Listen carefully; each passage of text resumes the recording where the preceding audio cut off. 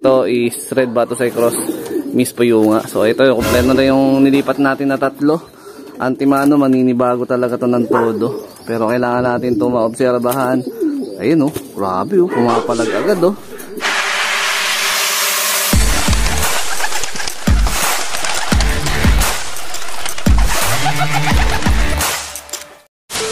Good day mga ka-EA! Support to this video ay nagparonda tayo ng mga wires natin.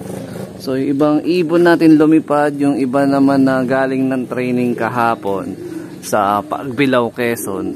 Nandito, ayan si Beno, medyo tamad-tamad na siyang rumonda. Ayan, pero napakaganda na ng hipo niyan, tapos niyan napakakinis ng balahibo. Laking tulong nung yung cod liver oil.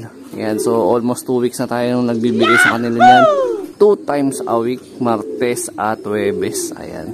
So, para sa balahibo daw yun eh. Para pagka dumating daw yung smash race at saka hard race is maigi pa rin. Ayun, no, may nagpalipad yung kanilang mga balahibo. Ayan. So, magwawalay na tayo o magta-transfer tayo mga kalapatids ng mga Team South natin para ilipat niya dito sa Flyers Loft. Ayan, so pag nagwawalay ako ng mga young bird sa mga parent, at least 25 days old above.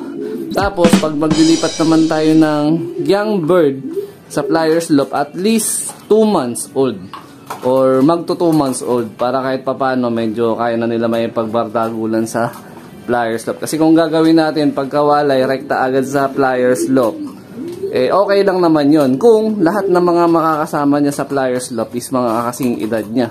Pero sa ngayon kasi mga magugulang o yung mga panlaro natin ang makakasama ng ibon natin dun sa Flyers Loft.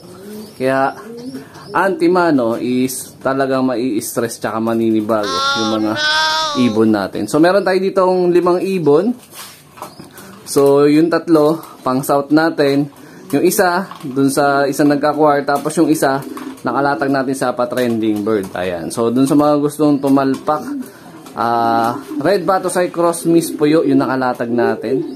Ayan. PM na lang sa Facebook page para sa ibang detalye. 40 points yan, 100 slot only. Actually, marami na nakatalpak. Nasa 20 slot na yung mga tumalpak. Tapos, meron tayo ditong ihahabol na pang-south natin. Dito sa may bandang ilalim. Kaya lang, nung nakita ko na yung actual na kulay, parang ayoko na siyang ilaro. So mamaya malalaman nyo kung bakit. Ayan, so ito mga kalapatids, yung ulan nating inilipat dun sa Flyers Loft. Ayan. So ito is mate nung nanalo nung nakaraan sa pag-trending bird natin. Liwanag ba? Kita ko? Or medyo ba dilim? Kita ko. Ayan. So ito yung ilalaro natin sa South. So, halos kompleto na yung Team South natin. Tapos bago natin iwalay nga o i-transfer dun sa pinaka-Flyers Loft, magbibigay tayo ideal, calcium, tsaka red cell. Ayan, pansuporta dun sa ibon natin. Ayan, kita nyo lang, putok na putok pa yung katawan yan, mga kalapatid. So,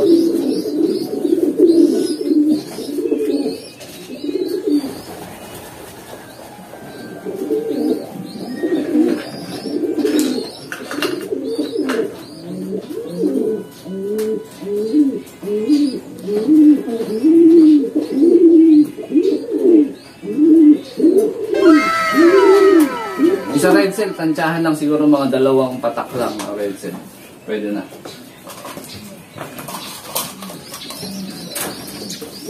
Ito yung una nating young bird na inilipat. Additional Team South kasi nandito natin Team Summer at Team North. So ayun o, tingnan nyo, minabarakuhan agad ni Japan yung yung bagong walay natin, bagong lipat natin. Pero kailangan i-monitor natin to para ma-double check kung paano may magiging kalagayan ng mga ibon natin. Tama po ba yun? Kalapatids is yung isa sa rektang anak ni Batusay. Full sibling na to ni Lady Mina to. Kamukha ni Lady Mina to. Medyo may pagka-light checkered lang o checkered lang yung kulay ni Lady Mina to. Ito naman may pagka-black check. Ayan. So meron pa tayo isa ililipat. A few moments later. Ito na mga ka-EA, may nag-i-Spider-Man tayong warrior. Si Natalia. Ayan, so galing siya sa rondahan. Ito siya. Nakasarado pa kasi yung entrada. Kaya nagpupumilit siyang pumasok. So ito naman is nestmate. Full sibling nung nakalatag natin. Nandun sa breeding section yung panlatag natin this week. So ito is Red Batusay Cross Miss Puyunga. So ito yung kompleto na yung nilipat natin na tatlo. Antimano, maninibago talaga to ng todo. Pero kailangan natin ito maobserbahan. Ayun grabe pumapalag agad Yan, gusto ko, palaban. Ayan so disclaimer lang hindi natin gusto na saktan yung mga ibon. Kumbaga pinapayita lang nila yung territorial nila. Baka kasi maano tayo ni YouTube, baka ma-restrict. Ayun grabe pumapalag. Loko. Na, buksan na nga natin. Yeah. Yun.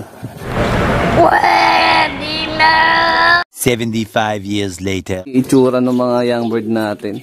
Hindi naman sila masyadong binubuli. Wala pa naman din yung iba nating warrior. So nagkapirat-pirat na nga yung mga dumi dito kasi panay ang habulan nila. So syempre magugulang na itong mga to. Territorial ang mga warriors natin. So ganun talaga yung ugali ng mga yan. So talaga maninibago yan, lalo na pag may bagong salta. Ayan Ayun si Natalia, pumasok na pala sa loob. Sana all. Isa pa natin ibon na pang south na parang ayoko nang ilipad. Actually nakasingsing pa to ng club ring ng BFRC. Pero parang sabi ko parang wag na nga kaya muna. Ayan. Ito na mga ka-EA yung isa na nakasingsing natin ng club ring. So itong nasa kanan is meron na nagtiwala at nag-direct acquire niyan. Ayan, nakapag-settle na siya ng kalahati. So nag-aantay na lang tayo ng tamang edad niya para maiwalay at ma-pick up. Ayan, healthy mga wire natin. Medyo mas bahagya, mas maliit lang ito mapupunta sa akin. Ito. So hindi ko na-expect na ganito yung magiging kulay niya. May pagka-golden checkered siya. Ayan Or may pagka-milky na checkered. So first time natin na nakapagpalabas ng ganitong kulay. Although nakakalabring natin siya na SDR. Ayan Kaya lang sabi ko parang gusto ko siya i-keep na lang as breeder or pwedeng gawing flyer na lang muna. Pero depende pa rin sa pangangailangan siguro. So sa ngayon parang gusto ko siya i-keep as stock bird. Ayan Kasi yung tatay, hindi ko sure kung milky ba talaga tawag dito o golden na rin. Ayan Kasi yung iba, sabi nakakita, is golden nga daw yung gantong kulay. Pero based naman din kasi dun sa pinanggalingan sa Bio Pigeon, is nakalagay sa certificate niya, itong stock banded is milky bar or ayan napakatapang ng na to. Sa lahat ng ibon o breeder ko dito, ito yung nag-iisa ng ganitong ugali. Ayan. So instead of maging flyer to magiging stock bird natin. Ayan napakagandang warrior. Possible hen kasi mas maliit. Kalimitan ganun, di ba? Pagka mas maliit, mas malaki yung chance na hen. Ayan So dun sa iba nating ibon, mga kalmado lang naman sila dito. Sa ilang piraso na halos lahat sila dito. 13 na.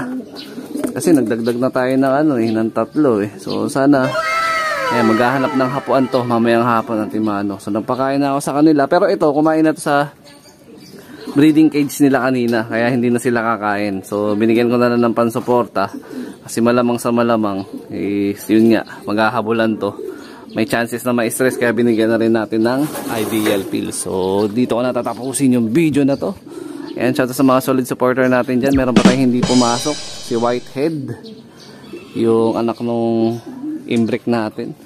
So ingat mga kalapatids. Keep safe. God bless. Balik ko na sa magulang to. Baka hanapin na. Ganda.